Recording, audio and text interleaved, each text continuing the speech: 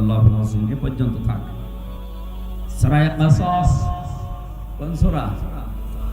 কাসাস মানে ঘটনা সমূহ।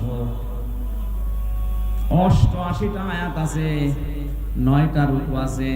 হিজরতের আগে নাযিল হয়েছে, এজন্য এটা মাক্কি সূরা। বিশ্বনবী মুহাম্মদুর রাসূলুল্লাহ যেদিন মক্কা থেকে মদিনায় হিজরত করবেন, ওই দিন জুহফা নামক স্থানে বারবার কাবার দিকে তাকাচ্ছিলেন, ডাক দিয়ে বলছিলেন, কাবার মালিক, বড় আশা ছিল কাবার পাশে থেকে ঘরের খেদমত করব, কিন্তু এর নিষ্ঠুর সন্তানেরা আমার থাকতে দিল না, আমি চলে যাচ্ছি। আল্লাহ পাক ঠিক ওই সময় সূরা কসসের 85 নাম্বার আয়াতটা সহ পুরা কসস সূরাটাই ওই জায়গায় নাযিল করেছেন। এখানে কয়েকটা শিক্ষা বের হয়, ভালোভাবে শুনবেন যেহেতু ক্লাস চলছে। কোরআনে কারীম জানাচ্ছে, ইন্নাল্লাযী ফারাদা আলাইকাল কুরআনা লারাদ্দুকা ইলা মাআদ। আল্লাহ পাক বলেন, হে নবী, কাবার দিকে আপনার চাহনি, আপনার আকাঙ্ক্ষা, আপনার তাকানো দেখে আমি বুঝতে পেরেছি কাবার প্রতি আপনার ভালোবাসা। যান, আপনি মদিনায় চলে যান, আপনাকে আমি গ্যারান্টি দিলাম সেখান থেকে পাঠাচ্ছি, আবার এই মক্কাতে আপনাকে আমি ফেরত নিয়ে আসবো। ধরে বলেন সুবহানাল্লাহ।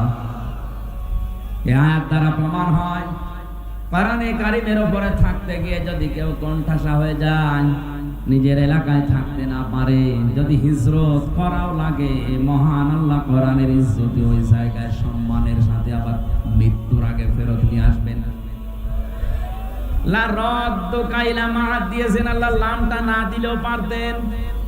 এটা দিয়ে গ্যারান্টি দিয়েছেন কিয়ামত পর্যন্ত। এটা শুধু রাসূলের জন্য না, যারা কোরআনের জন্য কষ্ট স্বীকার করবে, জুলুম, নির্যাতন, অত্যাচার, ষড়যন্ত্রের শিকার হবে, বাড়িতে থাকতে পারে না, এলাকায় থাকতে পারে না, দেশেও থাকতে পারে না, এই মানুষগুলোর জন্য সুসংবাদ, আপনাকে আমার আল্লাহ এলাকাতে মরণের আগে নিয়ে যাবেন বাদশাহীর সম্মান দিয়ে।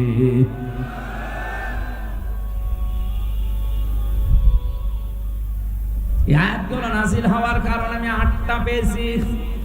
তাফসিরে ফি জিলালিল কোরআনে 8টা ভাগে সূরা কসসকে ভাগ করেছে মুফাসসির। আমরা যেখান থেকে পড়েছি এখানে মাত্র একটা ইঙ্গিত দেওয়া আছে শুধু। খুব খেয়াল করে শোনেন, নবী যখন প্রচার করছিলেন কোরআনে কারীম, ওই সময় তাকে মেরে ফেলার জন্য একটা সিদ্ধান্ত নেওয়া হয়েছিল। দারুন নদওয়ার এই বৈঠকে, তার মানে আবু জেহেলের ওই সময় সংসদ ছিল দারুন নদওয়া। এই সংসদ ভবনে আবু জেহেল 24 জন তার পার্লামেন্টের যে সদস্য আছে তাদেরকে নিয়ে বসে তড়িঘড়ি করে সিদ্ধান্ত নিচ্ছিল মুহাম্মদ রাসূলুল্লাহর ব্যাপারে। সিরিয়া থেকে এক মুরব্বির সুরত নিয়ে শয়তান নিজে ওই বৈঠকে হাজির। একজন এক একটা পরামর্শ যখন দিচ্ছিল, খুব ভালো করে মেলাবেন কিন্তু, বিভিন্ন পরামর্শ যখন দেয়, কেউ বলে আবার ওনাকে জেলখানায় পাঠিয়ে দেন, 3 বছর তো বন্দী অবস্থায় ছিল। যেই বলে জেলখানায় আবার পাঠিয়ে দেন, ওই যে মুরব্বি, দাড়ি বড় বড়, জোপা গায়ে দিয়ে, পাগড়ি মাথায় দিয়ে, হাতে তসবিহ নিয়ে এক কোনায় বসে আছে। এ মুরব্বি বারবার ফেটো দেয়, কি করবেন ওরে জেলখানায় দিয়ে? 3 বছর রাখার পরে দেখলেন না ওর জনপ্রিয়তা আরো বেড়ে গেছে। ওরা বলছে ঠিক আছে, তাহলে এটাই হবে না, আর কি করা যায়? আর একজন পরামর্শ দিচ্ছে, এক কাজ করেন, দেশ থেকে তাড়িয়ে দেন। সবাই প্রায় ওইদিকে রাজি রাজি। হঠাৎ ওই মুরব্বি ভেটো দিয়েছে, না, তাড়িয়ে দিয়ে করবেন কি? ও বাইরের দেশে যে দল পাকাবে। সবাই এবার ঘুরে তাকাচ্ছে, কি গো, কোন মুরব্বি তুমি? তোমারে তো দেখি নাই। বলে, তোমরা মুরব্বির কথা শোনো, যে দেখবা। পরিচয় দেয়নি, কারণ এই শয়তান পৃথিবীতে 2 বার মানুষের সুরত নিয়ে আবু জেহেলকে ধোঁকা দিয়েছিল। একবার বদরের ময়দানে সুরাকার সুরত দিয়ে ধোঁকা দিয়েছিল যে চিন্তা নেই, আমি এসে গেছি। আর একবার এই যে দারুন নদওয়ার বৈঠকে এসে ধোকা দিচ্ছে, ডাক দিয়ে বলে মুরব্বির কথা যদি তোমরা মেনে নিতে পারো আমি একটা পরামর্শ দিতে পারি। সবাই ঘুরে তাকিয়েছে, হ্যাঁ বলেন। আমার মনে হয় পৃথিবীতে এখনো এরকম মুরব্বির স্বরূপ নিয়ে অনেকেই ধোকা দিচ্ছে।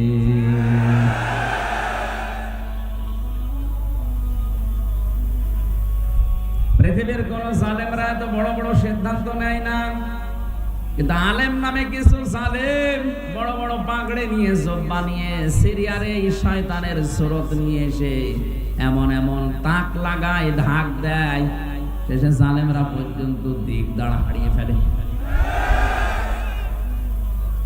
ডাক দিয়ে বলছে তোমরা এক কাজ করো, লোকটারে ছেড়ে দিলেও হবে না, দেশ থেকে তাড়িয়ে দিলেও হবে না, ওর চ্যাপ্টার ক্লোজ করে দাও, মেরে ফেলো। এখানে আমার ইবনে হিশাম বর্ণনা করছে, সিরাত ইবনে হিশাম যিনি লিখেছেন তিনি বলেন এই যে 24 জন যারা বড় বড় নেতা, পার্লামেন্ট সদস্য, এই মুরব্বির কথা শোনার পরে কেউ প্রতিবাদ করে নাই, সবাই নিশ্চুপ। কি বুঝলেন এখান থেকে আপনি বলেন? একটা নিরপরাধ মানুষকে মেরে ফেলার জন্য সিদ্ধান্ত দেওয়া হচ্ছে, অথচ একটা লোক কথা বলছে না। 1500 বছর আগে শুধু এরকম হয়েছিল, 1500 বছর পরে এখন পৃথিবীতে এরকম হয় না। এটা আমি দেশের কথা না, পৃথিবীর 228টা রাষ্ট্র আছে, যে কোনো এক দেশের কথা বলছি। এমনও দেশ আছে বিনা কারণে একজন মানুষকে মেরে ফেলার সিদ্ধান্ত নেওয়া হচ্ছে, অথচ তামাম দেশের মানুষ সব নিশ্চুপ, কিছুই বলে না। আপনি আবার ঠিক বলে এই দেশের নাম মনে করুন। আমি বলছি কোন দেশের নাম আমি নিজেও জানি না। বলেন তাদের 24 জন মানুষ নিরপরাধ মানুষকে মেরে ফেলার জন্য একজন সিদ্ধান্ত দিল, আর সব নিশ্চুপ। এরা কি মানুষ না জানোয়ার? সবই তো মানুষের সুরত নিয়ে আছে, একটাও কথা বলে না। আমারও মনে হয় মাঝে মাঝে পৃথিবীটা কেমন যেন হয়ে গেল, বিনা কারণে একজনকে বিপদে ফেলে দেয়, বিনা কারণে একজনের জীবন নাশ হয়ে যায়, গুম হয়ে যায়, আর সারা দেশের মানুষ না করে তাকিয়ে কিছু বলে না। বিশ্বনবীকে হত্যার জন্য আবু জেহেল সর্বশেষ ঘোষণা দিল 100 লাল উট দেওয়া হবে। ওই জায়গা থেকে দাঁড়িয়েছে একজন, তার নাম ওমর। এই লোকটা দাঁড়িয়ে বলে 100 লাল উট, আমি যাচ্ছি। খোলা তরবারি নিয়ে যাচ্ছিল। আমি ইতিহাস বলার জন্য এখানে বসি না, ঐতিহাসিক প্রেক্ষাপটটা বললাম। ও শেষ পর্যন্ত নিজে মুসলমান হয়ে গেছে। বাকি যে 24 জন ওখানে বসেছিল, ওই যে মুরব্বী এবার সিদ্ধান্ত নিয়েছে, যাকে পাঠালে সে তো ফেল করেছে, কাজ করো, ওভাবে হবে না। এই 24 জনের ভেতর থেকে এক একজন গোত্র থেকে, এক একজনের বংশ থেকে এক একজন যুবককে রেডি করো, সবাইকে পাঠিয়ে দাও মোহাম্মদের ঘরে আজ রাতের বেলা। 24 জন মিলে মারবে, তাহলে কেউ কারো উপরে দোষ চাপাতে পারবে না। আজ পৃথিবীতে ইমানদারদের বিপদে ফেলার জন্য শয়তানের সবক নিয়ে অনেকে বিভিন্ন জায়গায় বসে বসে ধোঁকা দিয়ে বোকা বানিয়ে অনেক আলেমকে জেলখানায় পর্যন্ত পাঠাচ্ছে। যারা দায়িত্বে আছে ওদের অত দায় পড়ে নাই যে আমির হামজাকে 3 বছর জেলে রাখা লাগবে না। এর মতো কিছু মৌলবী বিশাল জুব্বা গায়ে দিয়ে যে কানের কাছে মুখ নিয়ে বলে আর কত, আটকে রাখতে পারেন না নাকি বেশি বলে ফেললাম? শেষ পর্যন্ত ওরা 24 জন মিলে রাসূলুল্লাহর ঘরের চারিদিকে দাঁড়িয়ে আছে। প্রতিটি কথা থেকে আপনি দেখবেন একটা একটা করে শিক্ষা আমি নিয়ে আসবো ইনশাআল্লাহ। চারিদিকে ওরা দাঁড়িয়ে আছে, মুহাম্মদ রাসূলুল্লাহ। জিবরাইল এসে বলে, হে রাসূল, আপনার চারিদিকে ওরা দাঁড়িয়ে আছে খোলা তরবারি নিয়ে, আপনি ওঠেন, সূরা ইয়াসিনের কয়েকটা আয়াত তেলাওয়াত করে এক মুষ্টি বালু হাতে নেন, সামনের দিকে শুধু ফিকে মারেন, বাকি যা করার আল্লাহর কুদরত করবে। নবীজি সূরা ইয়াসিনের আয়াত তেলাওয়াত করলেন, ইন্না জাআলনা ফি আ'নাকিহিম আগলালান ফাহিয়া ইলাল আযকানি ফাহুম মুকমাহুন ওয়া জাআলনা মিন বাইনি আইদিহিম সাদ্দাও ওয়া মিন খালফিহিম সাদ্দান ফাআগশাইনাহুম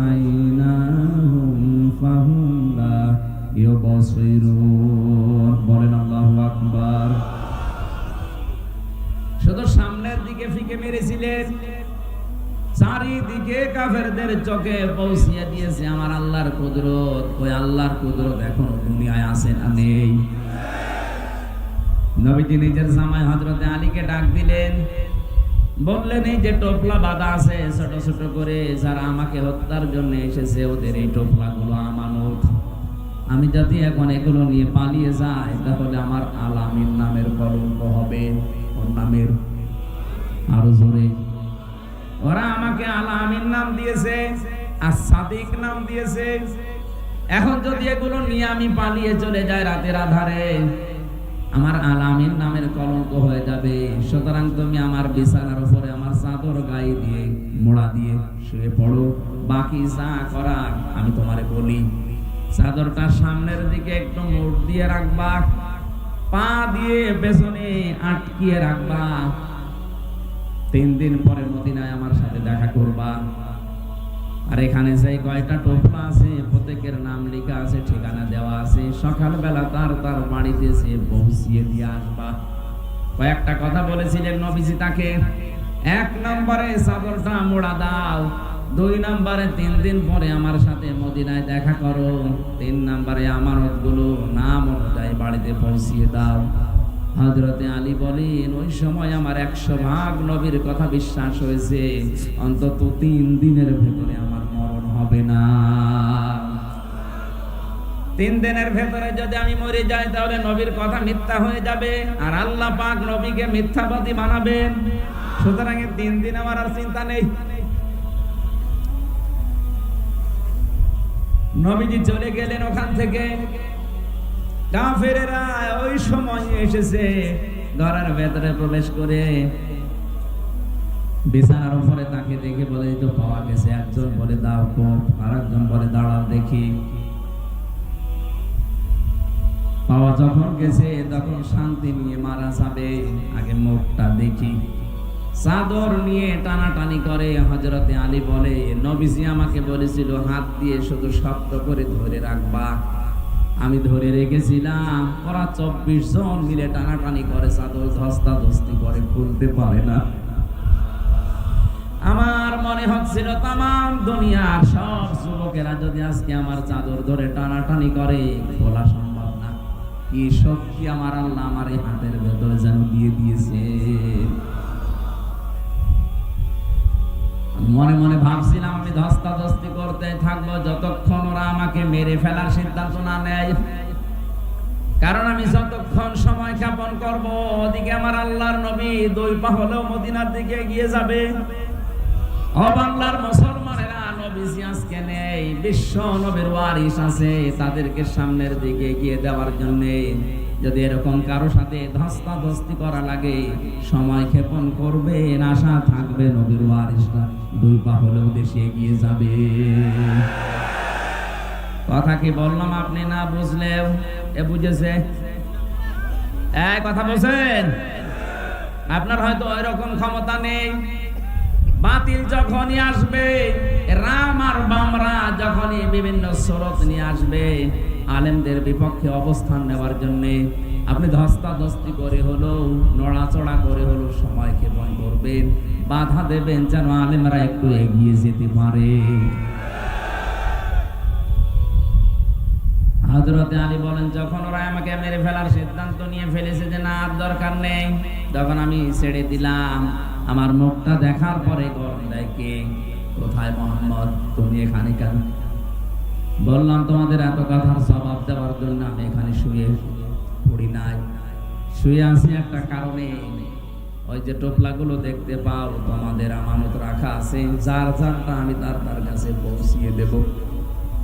ও বাংলার মুসলমানেরা, কি বুঝলেন এখান থেকে? শুধু শোনা না, যেই নবীর জীবন মরণ নিয়ে টানাটানি, নিজের জামাইকে যিনি মৃত্যুর বিছানায় রেখে যাচ্ছে, তারপরেও যেন আমানতের দায়িত্ব নষ্ট না হয়।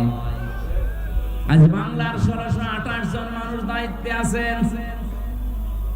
কোরআনের মাহফিলে কসম করে বলতে পারি, এই 1628 জন মানুষ যদি হযরতে আলীর এই অনুভূতি নিয়ে আপনি দায়িত্ব পালন করেন, আল্লাহর কসম এই দেশটা একটা মিনি জান্নাত হয়ে যাবে। কেউ এই দেশের সম্পদ নিয়ে আর বেগম পাড়া বানাবে না, কারণ এটা আপনার সম্পদ না। এ দেশের কোনো মানুষের ক্ষমতা নেই নিজের পয়সা উপায় করে বেগম পাড়া বানানো। এটা সব জনগণের সম্পদ। এটা তো আমানত হিসাবে আপনি পেয়েছেন। এই আমানতের দায়িত্বটা যদি আপনি পালন করতে পারতেন, সত্যি কথা বলছি, কারো জন্য ব্যাংকের টাকা কেউ ফ্রিজে রেখে দেয়, কেউ বালিশের ভেতরে রেখে দেয়।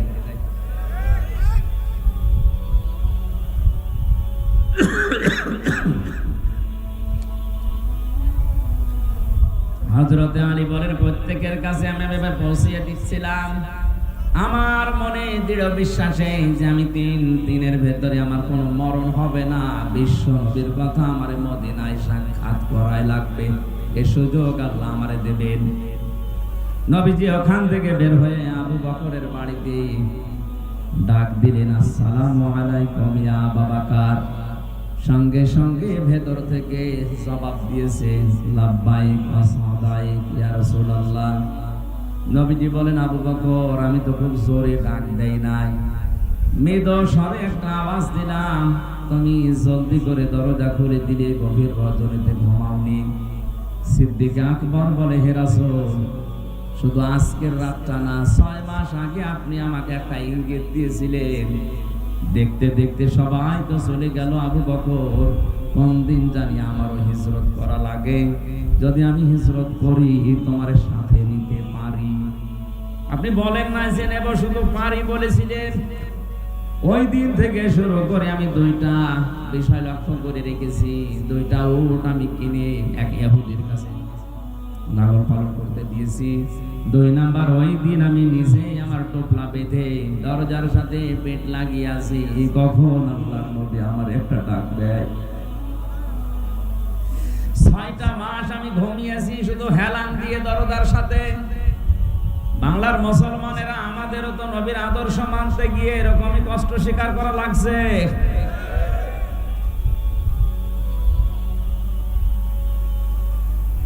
বিশ্বনবী হযরতে আবু বকরকে সাথে নিলেন। বাড়ি থেকে যেদিকে যাওয়ার কথা ওই দিকে না দিয়ে উল্টা দিকে আরম্ভ করলেন। নিজের সন্তান আব্দুর রহমানকে দিয়ে ওই ইহুদিকে খবর দিয়ে বললেন, 2টা উট নিয়ে আসো। 2টা উট নিয়ে তারা গেলেন। গারে সূর, যেখানে 3.5 কিলোমিটার প্রায় আমি নিজে উঠেছিলাম। মুহাম্মদুর রাসূলুল্লাহ ওখানে যে 3 দিন অবস্থান নিয়েছিলেন। আল্লাহ রাব্বুল আলামিন বলেন, আমার নবীকে আমি সাহায্য করেছি, শুধু ওই সময় না, কিয়ামত পর্যন্ত যে সাহায্য করব তার প্রমাণ আমি আল্লাহ রেখে দিয়েছি। ওই জায়গায় যে বাবলা গাছটা কাঠ হয়ে ওই গর্তের মুখে সঙ্গে সঙ্গে কবুতর এসে বাসা বেঁধেছে, মাকড়সা জাল বিছিয়েছে। হযরতে আবু বকরকে নবীজি বললেন, ক্লান্ত হয়ে গেছি সারা রাত হাঁটতে হাঁটতে, পাটা একটু বিছিয়ে দাও, তোমার উপরে মাথা দিয়ে আমি একটু ঘুমিয়ে যাই। তিনি বললেন, হে রাসূল, আপনি দাঁড়ান, পাহাড়ি এলাকা সাপ বিচ্ছু থাকতে পারে। নিজের বিভিন্ন কাপড় যেগুলো ছিল ছিঁড়ে ছিঁড়ে বিভিন্ন গর্তের ভেতরে দিয়ে মুখ বন্ধ করলেন। আর একটা গর্ত বন্ধ হয়নি। হযরতে আবু বকর বলেন, আমার পা দিয়ে গর্তের মুখে পা দিয়ে আমি বন্ধ করে রেখেছি। 1000 বছর একটা সাপ এখানে বসে আছে, 1000 বছর। তাওরাত কিতাবে শুনেছিল মুসা আলাইহিস সালাম তাকে তেলাওয়াত করে নাকি শুনিয়েছিল যে এই রাস্তা দিয়ে শেষ নবী মুহাম্মদুর রাসূলুল্লাহ হিজরত করে যাবেন, এই জায়গায় আশ্রয় নিলেও নিতে পারেন। ওই দিন থেকে এই সর্পটা মুহাম্মদুর রাসূলুল্লাহকে এক নজর দেখার জন্য 1000 বছর ওয়েট করছে। আমি সুবহানাল্লাহ আলহামদুলিল্লাহ বলার জন্য না, এখান থেকে একটা শিক্ষা পেয়েছি। একটা বিষধর সাপ যদি 1000 বছর গর্তের ভেতরে এত কষ্ট করে নবী মুহাম্মদ রাসূলুল্লাহকে দেখার জন্য ওয়েট করতে পারে, 53 বছর হয়ে গেল, একটা বারের জন্য আমাদের মনে কি আফসোস আসে না? মুহাম্মদ রাসূলুল্লাহ যেভাবে 10 বছর রাষ্ট্র দিয়ে, কোরআন দিয়ে রাষ্ট্র চালিয়েছিলেন, আমরা একটু চালিয়ে দেখি। কত মানুষ তো চালালো, 53 বছর দেখলাম, কাঙ্ক্ষিত মানের শান্তি তো আমরা পেলাম না। এখন শুধু দেখতে বাকি আছে, কোরআন দিয়ে রেস্টা চললে কেমন দেখা যায় এটা দেখতে বাকি আছে। মুসাফির অবস্থায়, মাজলুম অবস্থায়, অসুস্থ অবস্থায় দোয়া করছে লক্ষ মানুষ নিয়ে, মাবুদ কোরআন দিয়ে দেশ চললে কেমন দেখা যায়, মরণের আগে অন্তত হলো একবার তুমি আমাদেরকে দেখা। সাপ বিভিন্ন জায়গায় যেখানে যায় দেখে গর্তের মুখ বন্ধ।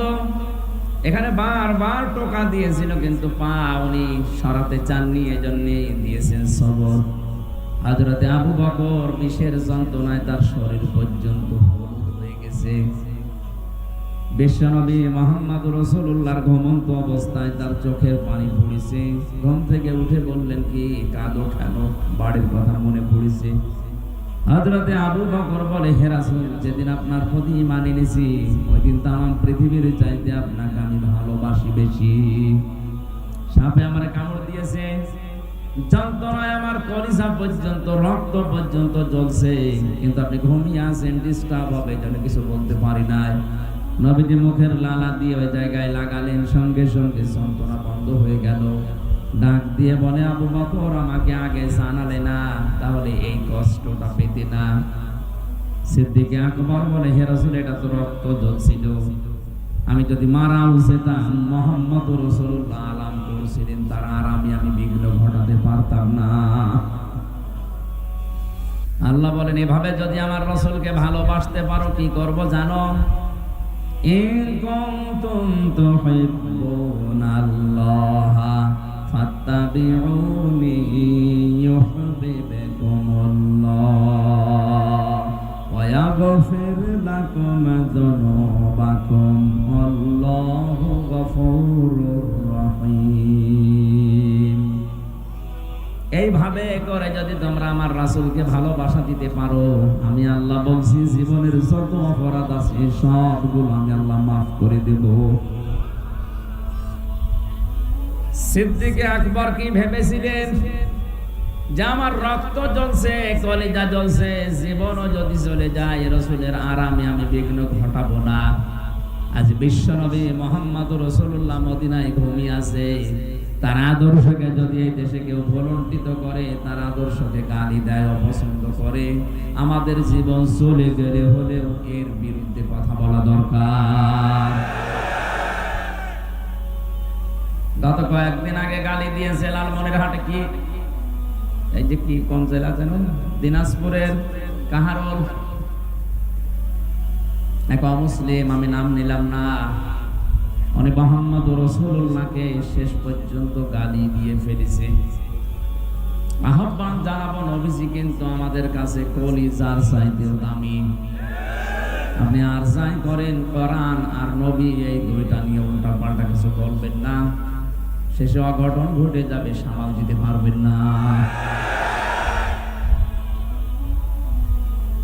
আমাদের পুঁজি তো এতটুকু, আমল দিয়ে জান্নাতে যাওয়ার মতো যোগ্যতা আমাদের নেই। আমরা যদি একটু ভালোবাসাও দেখাতে পারি, কিয়ামতে যেন আল্লাহ এইটার উসিলা আবু বকরের সাথে একটু আমাদেরকে তোলেন, বলেন আমিন। বের হলেন ওখান থেকে, কিছু দূর যান, পায়ের যে ছাপগুলো পড়তে থাকে, হযরত আবু বকর পায়ের ছাপগুলো ছেঁচড় দিতে দিতে মুছতে মুছতে যান। নবীজি বলেন, তুমি পা ছেঁচড় যাও কেন? সিদ্দিক আকবর, আবু জেহেল যদিও আপনি নাম দিয়েছে, লোকটা কিন্তু আবুল হাকাম, বুদ্ধির পিতা। ওর এত বুদ্ধি, এত জ্ঞান, মানুষের পায়ের ছাপ দিকে বলে দিতে পারে যে কার ছেলে, কোন বংশের ছেলে, কখন হেঁটে গেছে। আমরা যেভাবে যাচ্ছি, সকাল সকালবেলায় তো আমাদেরকে খুঁজতে বের হবে, পায়রে সাপ দেখে দেখে আমাদেরকে ধরে ফেলতে পারে। এজন্য আমি 5 বছর দিয়ে ওই জায়গা ওই দাগগুলো আমি মুছতে মুছতে যাচ্ছি।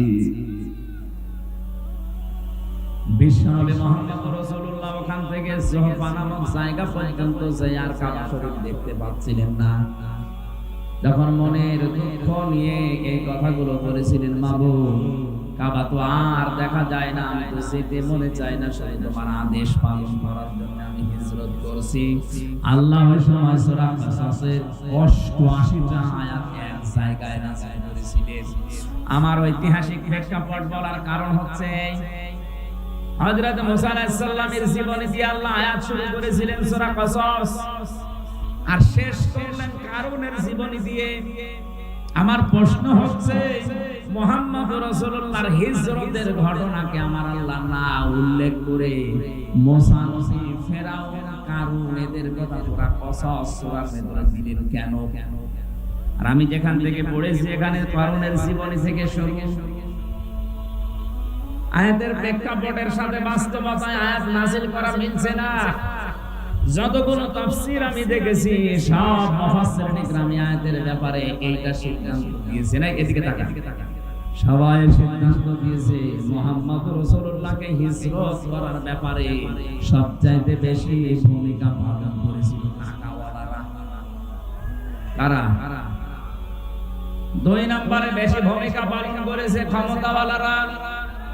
আজ নবীর ওয়ারিস যারা, নবীর খাঁটি উম্মত যারা, এদেরকে বিপদে ফেলার জন্য আপনি তাকান তাম পৃথিবীতে টাকাওয়ালারা আর ক্ষমতাওয়ালারা চেষ্টা চালাচ্ছে।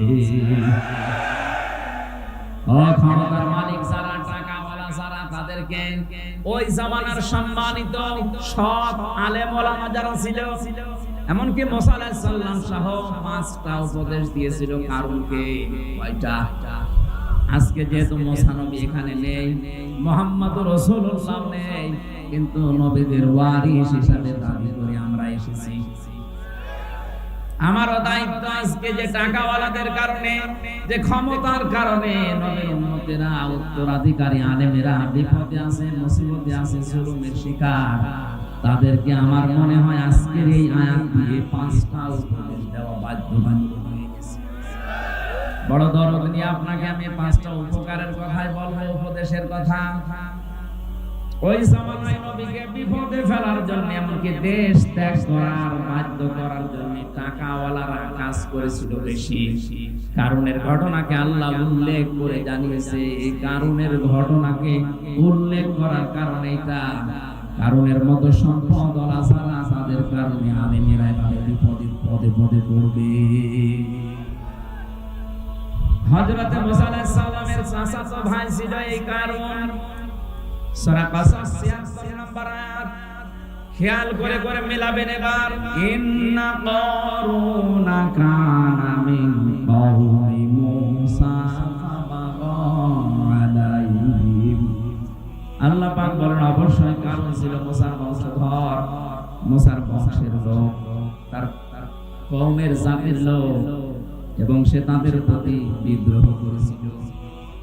ওয়াতাইনাহু মিনাল কুনুসি মা ইন্না মাফাতিহাহু লাতানু বিল উসবাতি ওয়ালিল কুওয়া। আমি কারুনকে এত সম্পদের মালিক বানিয়েছিলাম, একদল শক্তিশালী যুবক তার সম্পদের শুধু চাবি বহন করার জন্য লাগতো। পরিগ্রামবাসী, এখান থেকে একটা শিক্ষা নেওয়া যায়। চাবি বহন করতে যদি একদল শক্তিশালী যুবক লাগে, তালা বহন করার জন্য কত দল লাগবে বলেন? কারণ 20টা চাবি মিলে একটা তালার সমান হয় না। কথা বলেন না কেন? তালা যদি এত হয় তাহলে সিন্ধুক, বাক্স, ব্যাংক ব্যালেন্স কত ছিল, আরে ব্যাংকে সম্পদ কত ছিল মাথায় ধরবে না। আল্লাহ রাব্বুল আলামিন বলেন ওই সময় কারুনকে ওই জাতির লোকেরা 5টা বিষয় উপদেশ দিয়েছিল, বিশেষ করে যারা সব সম্মানিত আলেম ওলামা তারা। আজও জাতির ভেতরে যারা টাকাওয়ালা মানুষ আছে, আপনার টাকা কোন কাজে ব্যয় হচ্ছে, আপনাকে আমি কোরআনে কারিমে 5টা বিষয় উপদেশ দিচ্ছি, ভালো করে মিলাবেন। ওই সময় আলেমরা কারুনকে ডাক দিয়ে বলেছিল, إذ قال له قومه لا تفرح আনন্দ করো না বেশি। আজ টাকাওয়ালাদের আনন্দ আছে না নেই? এই কথা বলা লাগবে। আপনি দেখেন এই দেশে ইসলাম বিরোধী যত কাজ সব কিছুর মূলে টাকাওয়ালারা, আর পেছন দরজা দিয়ে নাড়াচাড়া দেয় ক্ষমতাওয়ালারা। এমন এমন গানের অনুষ্ঠান দিয়েছে যেটার দ্বারা আল্লাহর আরশ পর্যন্ত কেঁপে যায়। যে সমাজে বিশৃঙ্খলা অশ্লীলতা বেড়ে যায়, মহান আল্লাহ সেখানে নতুন নতুন করে গজব নাযিল করেন। তার ভেতরে অন্যতম এই তাবদাহ। আপনি মনে করছেন এটা আল্লাহ এমনি দিয়েছে? ঢাকা শহরে যত নাইট ক্লাব আছে, যে গ্রাম্য মানুষ তো বুঝতেছেন না কি যে হয় সেখানে। আল্লাহ জানে, আর ফেরেশতা জানে, আর যারা করে তারা জানে। মানুষ যে এত নিচে নামতে পারে, 4-5 জন মিলে একাধারে ধর্ষণ করছে, আর একজন ভিডিও করছে, দেখছে। এটা কোন পশুর দ্বারা সম্ভব না। অশ্লীলতা, জেনা, ব্যভিচার, ধর্ষণ যখন সমাজে বেড়ে যায়, মহান আল্লাহ 27টা গজব ওই দেশে নাযিল করেন। কোরআনে কারীম জানিয়েছেন, সাহারাল ফাসাদু ফিল বাররি ওয়াল বাহরি বিমা কাসাবাত আইদিন নাস লিয়ুযিকাহুম বা'দাল্লাযী আমিলু লা'আল্লাহুম ইয়ারজিউন। যারা স্তরে যে বিপদ-আপদগুলো, এই যে তাপদাহ চলছে, হঠাৎ বৃষ্টি বন্ধ হয়ে গেছে, দুনিয়া গরম করে ফেলেছি, আমি আল্লাহ এটা এমনি এমনি করি না, তোদের হাতের কামাইয়ের ফসল এটা। আমি আল্লাহ চাই এই তীব্র আযাব দিয়ে তোরা যেন আমি আল্লাহর দিকে তওবা করে ফিরে আসি। আপনি দেখেন পৃথিবীর ময়দানে যারা সবচেয়ে বেশি উচ্ছৃঙ্খল, বিশেষ করে জেনা ব্যভিচারের লাইনে, আল্লাহ তাদেরকে ধরেছে। এই যে দুবাই, এক কথা বলেন না, বিমানবন্দর পর্যন্ত ভাসিয়ে দিয়েছে। এত বড় শক্তিশালী, এত বড় অর্থনৈতিক ভাবে সম্পূর্ণ দেশকে যদি আল্লাহ চোখের পলকে নষ্ট করে দিতে পারে, তছনছ করে দিতে পারে, আমাদের কিছুই লাগবে না। শুধু এই তিস্তার পানিকে যদি আল্লাহ হুকুম দেয় 100 খুঁজেও পাবেন না। অনেকে বলে এটা প্রাকৃতিক দুর্যোগ, শয়তান প্রাকৃতিক দুর্যোগ বলে কিছু নেই। এগুলো সব আমার আল্লাহর গজব। আপনি থামেন, আনন্দ ফুর্তি এগুলো বন্ধ করেন এখনো। আজ বিভিন্ন নাম দিয়ে দিবস বানিয়ে বানিয়ে যেটা আনন্দ করছেন, একটা কোরআনের সাথে হাদিসের সাথে মিলছে না। আর এই আনন্দ আপনি করবেন ইসলামের সীমার ভেতরে থেকে। এমনকি আজকে ঈদুল আযহা, ঈদুল ফিতরকেও মানুষ এমন আনন্দের জায়গায় নিয়ে গেছে যেখানে কোরআনের আনন্দ নেই। ঈদুল আযহা, ঈদুল ফিতরের শিক্ষা কি ছিল? আগে ত্যাগ, এরপরে ভোগ। কথা বলেন না কেন? 1 মাস রোজা রেখে আপনি আনন্দে খাবেন, লাফাবেন না। আগে সাদকা দেন, আগে ফিতর দেন। ওইটা দিয়ে গরিব মানুষেরা সেমাই কিনবে, চিনি কিনবে, খাবার কিনবে, ওর বাচ্চারা আনন্দ করবে, উল্লাস করবে, খুশি হবে। ওইটা দেখে খুশি হবে। আপনি আগে শুধু খাবেন, হবে না। ঈদুল আযহাতে কুরবানি জবাই করে নিজে আগে খেয়ে মরবেন না, আগে জবাই করে গোশত করে দিয়ে আসেন। গরিব মানুষেরা খাবে, আনন্দ করবে, হাসবে, ওদের হাসি দেখে কথা বলে না কেন?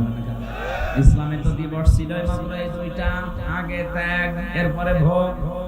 আপনি বলেন তো এই দুইটা দিবস মাপ দিয়ে যত দিবস এই বাংলাদেশে এখন চলছে, সে যে নামে হোক, নাম নিলাম না, আন্তর্জাতিক সাম্রাজ্যবাদী যারা আমাদের পকেটের টাকাগুলো একদিকে ছিনিয়ে নেওয়ার জন্য নতুন নতুন দিবস বানিয়েছে, আর একদিকে আমাদেরকে এই বিশৃঙ্খলা অশৃঙ্খলা জনতায় ভাসিয়ে দেওয়ার জন্য ব্যবস্থা করে দিয়েছে।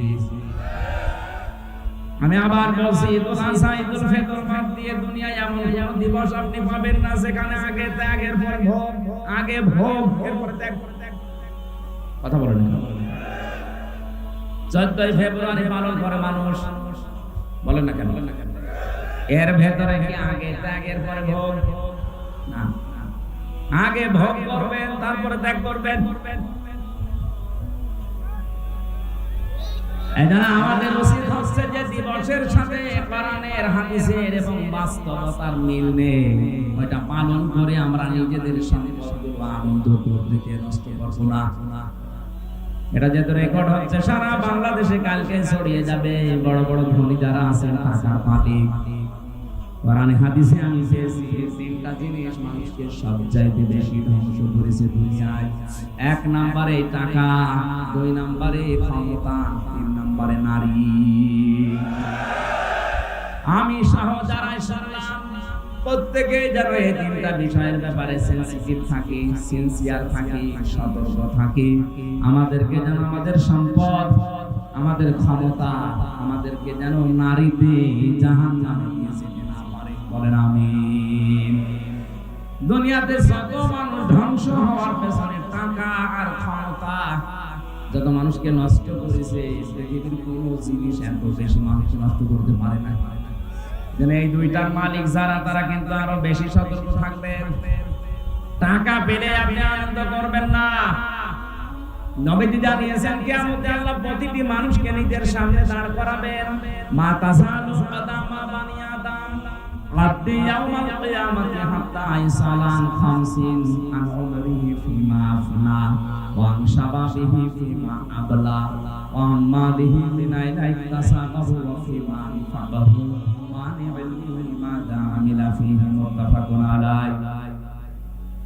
রংপুরবাসী প্রতিটি মানুষকে আল্লাহ নিজের সামনে দাঁড় করাবে। তবে দাঁড়া, 5টা প্রশ্নের জবাব দেওয়া লাগবে তোরে।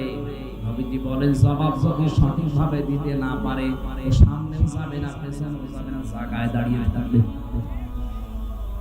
আমি সহ যারা এখানে আছি, মনে করেন এখন আমাদের চলছে ওইটা, ময়দানে মাহশার কায়েম হয়ে গেছে। মহান আল্লাহ তার সামনে হামজাকে দাঁড় করিয়েছে। আমার এই 33 বছর জীবনটা নিয়ে আমি দাঁড়িয়েছি। কয় বছর? বলেন বলেন। আমি 33 বছর জীবন নিয়ে দাঁড়ালাম। সভাপতি 60 বছরের জীবন নিয়ে দাঁড়িয়েছে। আপনি নিজের জীবনটা নিয়ে মনে করেন আমি দাঁড়িয়ে আছি মহান আল্লাহর সামনে। নিজের দিকে তাকিয়ে আজকে ওয়াজটা মিলাবেন।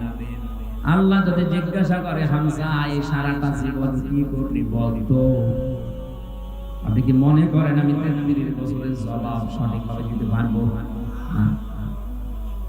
আমি একা থাকলে আমার মাঝে মাঝে মনে হয়, আল্লাহ পাক যদি বলে হামজা কিয়ামতের ময়দানে 2024 সালের এপ্রিল মাসের 30 তারিখ পর্যন্ত করে মাফ করে দিলাম, শুধু মে মাসের 1 থেকে এই যে 5 তারিখ, আজকে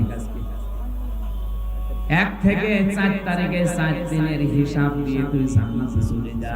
আমার তো 4 দিনের হিসাব সঠিকভাবে দেওয়া সম্ভব না। আপনারা পারবেন না? এখানে শব্দটা ছিল আমরিহি ফিমা আফনা। 4 দিন না 4 বছর না, পুরা জীবনের হিসাব আল্লাহ পুঙ্খানুপুঙ্খানু। সুম্মা লাতুসআলুনা ইয়াওমাইদিন আনিন নাঈম।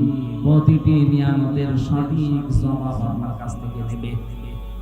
আজকের এই আওয়াজটা যদি, ওয়াজটা যদি আজ সবাই আমরা সত্যি নিজের মনে করে মেনে নিতে পারতাম, আমার জীবন পরিচ্ছন্ন হয়ে যেত। হাদিসটা যদিও দুর্বল, আমি শিক্ষার জন্য বলছি। খলিফাতুল মুসলিমিন হযরত ওমর ইন্তেকালের 12 বছর পর তার সন্তান আব্দুল্লাহ স্বপ্নে দেখলেন বাবা যেন সুন্দর কাপড় পরে ভেজা নিয়ে গোসল করে আসছে বাড়ির দিকে। ডাক দিয়ে বলে, বাবা কোথায় ছিলেন? 12 বছর আপনাকে আমি দেখি নাই। হযরত ওমর বলে, সন্তান আমার 12টা বছর দুনিয়ার জীবন আমি ছেড়েছি। এই 12 বছর মহান আল্লাহর কাছে আমার জীবনের হিসাব ছিলাম। শেষ পর্যন্ত মহান আল্লাহ আমাকে মাফ করে দিয়েছে। আমি সেই দিন পঞ্চগড়ে একটা মাহফিল ছিল, ঠাকুরগাঁও রানী শঙ্কর, ওখানে বিচার ব্যবস্থার উপরে কথা বলতে করতে গিয়ে বলেছিলাম মহান রব্বুল ইজ্জত কিয়ামতে যে বিচার ব্যবস্থা সাজাবেন তিনটা পদ্ধতিতে আল্লাহ বিচার করবেন। কয়টা? বলেন বলেন। আল্লাহর বিচার ব্যবস্থায় কোনো অবিচারের লেশ মাত্র নেই। আছে? না না না। আল্লাহর বিচার ব্যবস্থায় ন্যায় বিচার করলে কেউ বাঁচবে না, সবাই ধরা খাবে। তাহলে অবিচার তো নেই, ন্যায় বিচার করলেও কেউ বাঁচবে না। কি করবে উনি?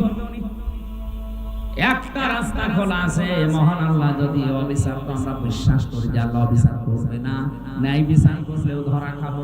3 নাম্বার একটা পথ খোলা আছে, মহান আল্লাহ যদি দয়া করে মাফ করে দেয় তাহলে আপনি জান্নাত পাবেন।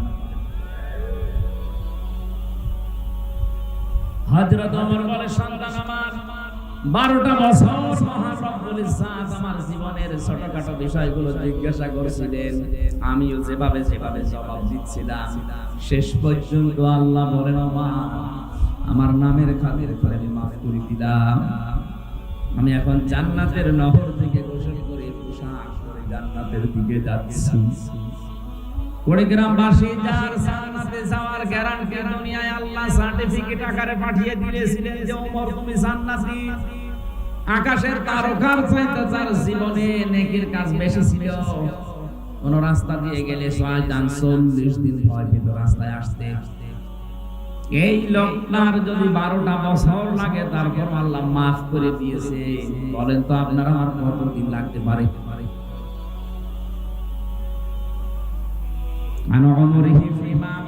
কি করে কাটালি সারাটা জীবন বল আমার সামনে দাঁড়িয়ে। 2 নম্বরে তোকে একটা যৌবন কাল দিয়েছিলাম 15 থেকে 45, এই যৌবন কালটা কি করে কাটিয়েছিস বল। আমার মনে হয় এই প্রশ্নের জবাবে 100 জনের 98 জন ধরা খাবে। কথা বলেন না কেন? আরো যেন ধরা খায় সেই ব্যবস্থা অনেকে ষড়যন্ত্র করে দিচ্ছে। নাই তো শিক্ষা ব্যবস্থায় কোরআনে কারীম বাদ দিয়ে কেন আজে বাজে জিনিস ঢোকানো হবে? শরীফ থেকে শরীফা হওয়ার গল্প দিয়েছেন আপনি, আপনাকে বাস্তবতা বোঝেন ওটা কি হচ্ছে। ওটা যদি শুধুমাত্র সিলেবাস পর্যন্ত থাকতো, কসম আল্লাহর আপনাকে আমি সতর্ক করার জন্য কিছু বলতাম না। তো বিষয়টা এমন জায়গায় 10 বছর পরে গড়াবে। সকালবেলা আপনি বলেন যে আমি শরীফ, বিকালে বলছেন না আমার কেমন যেন শরীফা লাগছে। আরে ভাই, আল্লাহ যাকে সাকি বানিয়েছে কিয়ামত পর্যন্ত চেষ্টা করেও তাকে নারী জ্ঞানী বানাতে পারবেন না, কারণ সে মেশিন নেই। কথা বলছেন না? আপনি নিজেই বলছেন না আমার কেমন যেন লাগছে, আমি এখন আর শরীফ নেই, আমি শরীফা হয়ে গেছি। আপনি শরীফা হয়ে গেছেন, আমি মানলাম তো শরীফা হয়ে গেছি, এই কথা বলে আপনি স্থির থাকবেন? বিকালেই তো বলবেন আমি যেহেতু শরীফা, আমারে তাহলে মহিলা হোস্টেলে সিট দেন। কি আপনি সিট নিয়ে কি করবেন? ওখানে আমার মেয়ে আছে, আমার বোন আছে, আমার ফুফু আছে। এক কথা বলছেন। আপনি মাল যতই বলেন আমি শরীফা, আপনি আসলে কি? এক কথা বলেন না। ওখানে যে আমার মেয়ে, আমার ফুফু, আমার বোন আছে, আপনি ঠিক থাকবেন? একজন বলছে হুজুর যুবক যুবতী এক জায়গায় ঘুমানো জায়েজ আছে, ঘুমানো জায়েজ আছে, ঘুমাবে। আপনি শরীফ থেকে শরীফা হয়ে ঘুমাবেন, সেটা আমার সামনে আমার মেয়ে যার সন্তান পেটে নিয়ে ঘুরবে, আমি কিছু করতে পারবো না। আমাদের যৌবন বয়সের হিসাব যেন দিতে না পারি, অনেকে শিক্ষা ব্যবস্থায় উল্টা পাল্টা জিনিস ঢুকিয়ে আমাদের নষ্ট করার পায়তারা করছে। নামলাম না, এরপরেও যদি বলেন হুজুর আমি কিছুই বুঝি না, ঠিক আছে ঝোড়ে কোথা দিয়ে বলাচ্ছে আমার।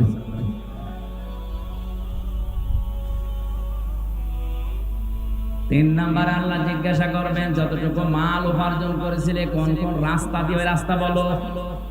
আজ বাংলার দায়িত্বশীলদেরকে বলছি, সম্পদ যারা উপার্জন করছেন রাস্তাটা ঠিক করেন। বৈধ পথে ইনকাম করে রংপুর শহরে কেউ 15 তলা 20 তলা বিল্ডিং বানানো কিয়ামতের আগে সম্ভব না। আর আপনার বিল্ডিং এর কোনো হিসাব নেই। কয় টাকা বেতন আপনার বলেন তো দেখি, হিসাবটা খুব খেয়াল করে আপনি কোন জায়গা থেকে টাকাগুলো নিচ্ছেন। এমন এমন ব্যবস্থা আমরা করে দিয়েছি আজকে কোর্টেরই পর্যন্ত এখন আমাদের কাছে টাকা চাই। আমার এই দুইটা মামলা আমার একেবারে সর্বশান্ত করে দিল। কোর্টে এখন কুষ্টিয়া থেকে ঢাকা কোর্টে গেলে কোর্টে আপনি রংপুর কোর্টে যাবেন, কুড়িগ্রামের কোর্টে যাবেন, এই এলাকার কোর্টে মনে হয় চাই না। টাকা উপায় করতে নিষেধ নেই, কিন্তু রাস্তাটা একটু খেয়াল রাখবেন। আজকে রংপুর শহরে আমার শেষ কথা ছিল এটা, পৃথিবীর ময়দানে যারা অবৈধভাবে ইনকাম করছেন, আপনার বিবেক মেনে নিচ্ছে না, তারপরও আপনি ইনকাম করছেন, দুইটা ক্ষতি হবে আপনার। এক নম্বরে অবৈধ সম্পদ আপনি দুনিয়ায় ভোগ করে যেতে পারবেন না। দুই নম্বরে মরণের পরে ওই অবৈধ সম্পদগুলো আপনার ছেলে মেয়ে, আপনার স্ত্রী, আপনার দলের লোক আরো অবৈধ কাজে ব্যয় করবে। আপনি কবরে বসে বসে ফ্ল্যাক্সি লোড হয়ে বিকাশ হয়ে পেয়ে যাবেন। যদি বলেন হুজুর আমার বিকাশ নাম্বার খোলা নেই, এমনি খুলে যাবে। বিকাশ খোলা লাগবে, সম্পদ উপার্জনের ব্যাপারে খুব সেনসিটিভ থাকা লাগবে। কি দরকার আপনার, কত টাকা লাগে একটা মানুষের জীবন চলতে? 4 নম্বরে আল্লাহ বলবেন টাকা কোথায় কোথায় খরচ করলি বল। গানের অনুষ্ঠান দিলে যেখানে উলঙ্গ নাচ হয়, 500 টাকা চাইলে 5000 টাকা বের করে দেন। কোরআন শিক্ষা দেওয়া হবে, কোরআন প্রচার করা হবে, 20 টাকা চাইলে 2 টাকা দাও, কাঁধে ছিড়া চলে না এটা দেয়। লান তানালুল বিররা হাত্তা তুনফিকু মিম্মা তুহিব্বুন। আল্লাহ পাক বলেন অতক্ষণ পর্যন্ত নেকি পাবা না যতক্ষণ তোমার মহব্বতের জিনিস আমি আল্লাহর জন্য না দেবে। এজন্য সম্পদ উপার্জন করা এবং কোথায় কোথায় খরচ করছে সেখানে সেখানে আনন্দের জন্য দিয়ে দিলেই হবে না।